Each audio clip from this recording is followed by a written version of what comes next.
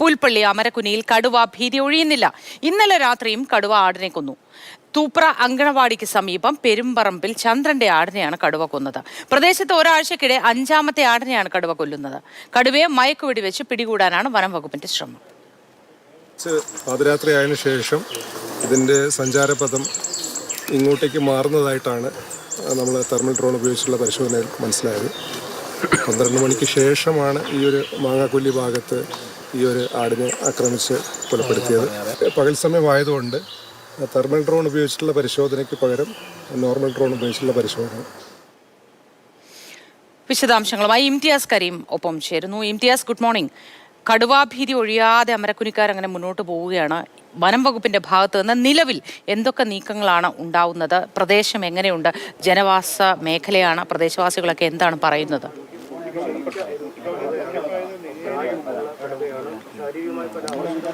Moti, good morning.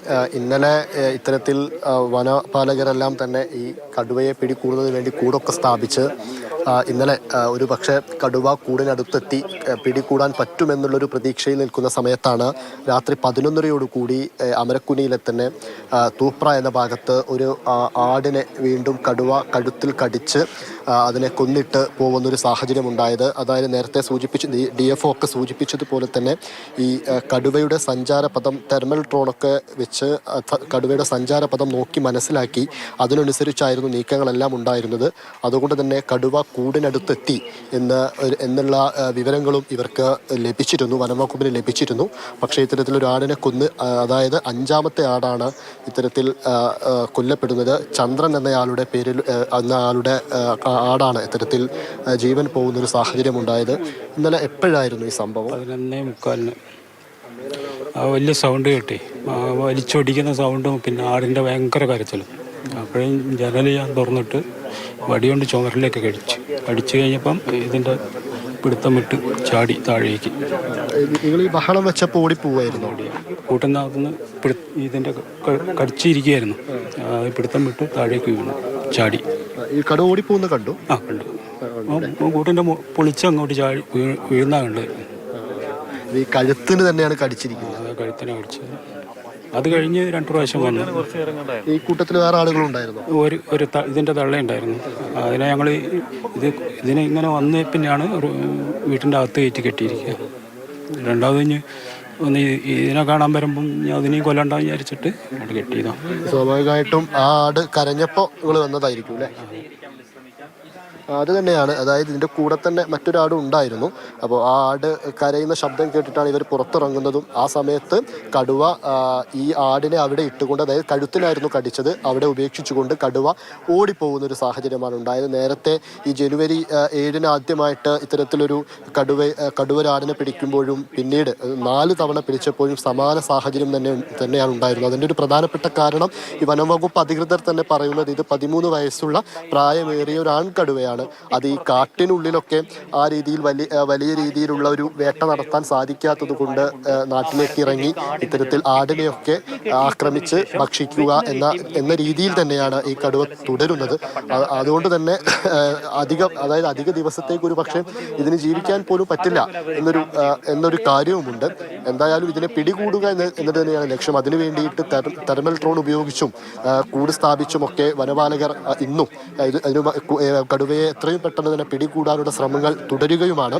നമുക്കറിയാം ഈ അമരക്കുനി ഭാഗത്തിൻ്റെ ഭൂവിസ്തൃതി, അതായത് ഇവിടെയുള്ള ഈ പ്രദേശം നിൽക്കുന്ന ഇതിൻ്റെ എല്ലാ ഭാഗങ്ങളും പ്രധാനപ്പെട്ട പ്രത്യേക ക്യാമറകളെല്ലാം ഉപയോഗിച്ച് ഈ ഭൂവിസ്തൃതി എങ്ങനെയാണ്, ഏതൊക്കെ ഭാഗങ്ങളിലേക്ക് ഇതിൻ്റെ സഞ്ചാരപഥം കടുവയ്ക്ക് ഏതൊക്കെ രീതിയിൽ സഞ്ചരിക്കാൻ സാധിക്കും എന്ന രീതിയിലുള്ള പരിശോധനകളെല്ലാം നടത്തി ഇതിന് ശേഷമാണ് ഈ കൂട് സ്ഥാപിക്കൽ പരിപാടികളിലേക്കൊക്കെ ഇവർ കടന്നിരിക്കുന്നത്.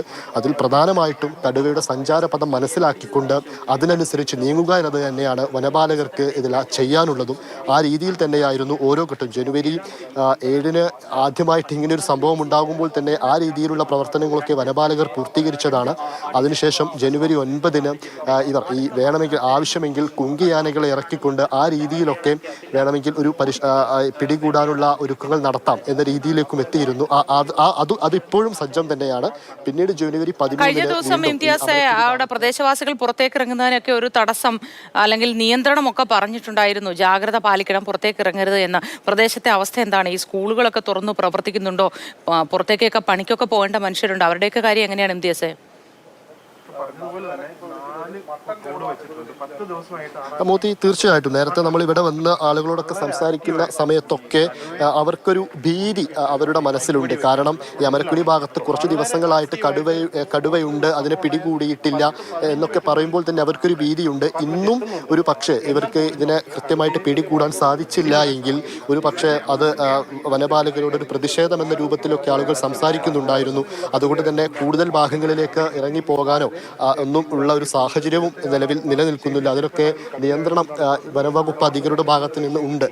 ഭീതിയിൽ തന്നെയാണോ ഇപ്പോഴും? വീതിയിലാണ്. അത് നമ്മുടെ കിടപ്പ് തന്നെ ഷെഡിലാണ്, ഷീറ്റ് മറച്ചിട്ട്.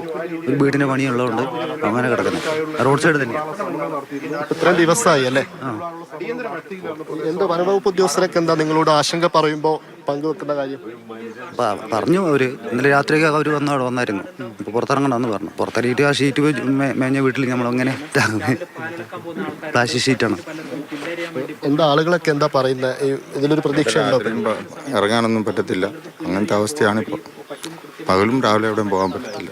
റബ്ബർ വെട്ടാനോ പശുവിന് പാല് മിൽമ കൊണ്ട് പാല് കൊടുക്കാനൊന്നും പറ്റത്തില്ല. അങ്ങനത്തെ അവസ്ഥയായി. സ്വാഭാവികമായിട്ടും കുട്ടികൾക്ക് രാവിലെ സ്കൂളുകളിലേക്കൊക്കെ പോകണമല്ലോ, അതൊക്കെ എങ്ങനെയാ?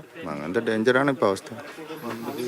ശരി ഇംതിയാസെ, അതൊക്കെയും അപകടകരമാണെന്നാണ് ഈ പ്രദേശവാസികൾ പറയുന്നത്. ശരിയാണ്, നമുക്ക് ആലോചിച്ച് നോക്കി അറിയാം അല്ലേ? രാവിലെ പണിക്ക് പോകേണ്ടവരുണ്ട്, സ്കൂളിൽ പോകേണ്ടവരുണ്ട്. എത്ര ദിവസം എന്ന് കരുതിയാണ് വീടിനകത്ത് അടച്ചിരിക്കുക?